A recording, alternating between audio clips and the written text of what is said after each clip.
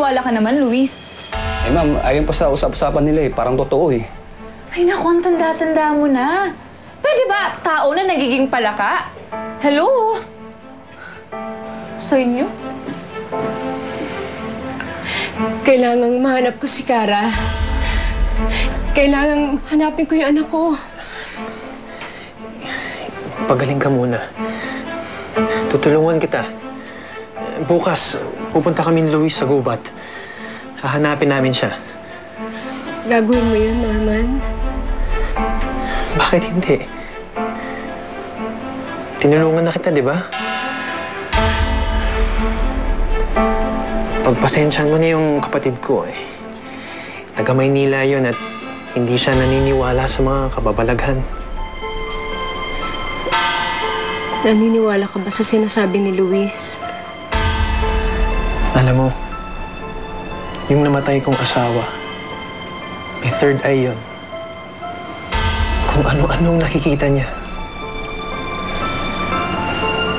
Kaya naniniwala ako na may mga bagay sa mundong ito na hindi natin mapaliwanag. At maaaring kasama na doon ang alak mo sa mga storyang ganun. Norman, hindi masama ang anak ko.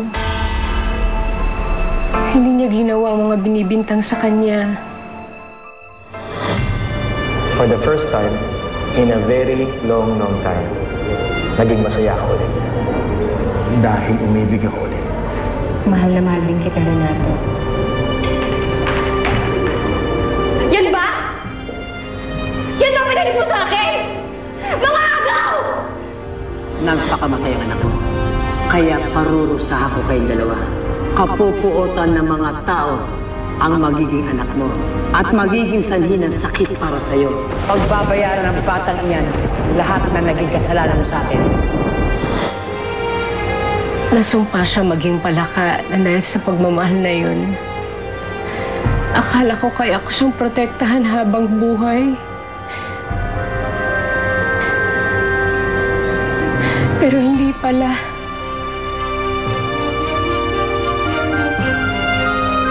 Nay, napakaswerte ko po noon na nandyan kayo para protektahan ako. Sana, kung nasan man kayo, Nay, sana binabantayan niyo pa rin ako hanggang ngayon.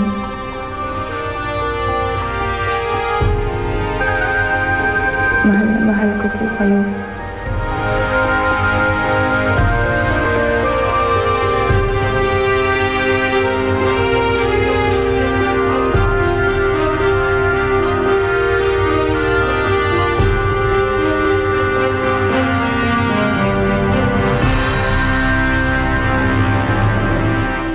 Thank you.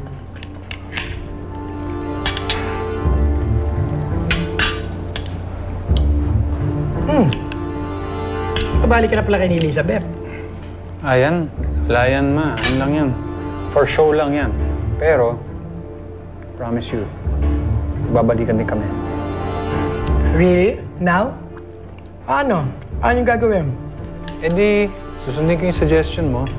Tsaka may nakita kami ni Borge na pwedeng-pwede. Good! Dahil may tiwala ako sa taste yung dalawa ni Borge. Siguradong klase at kasing ganda ni Elizabeth. Kilala ko ba yan na?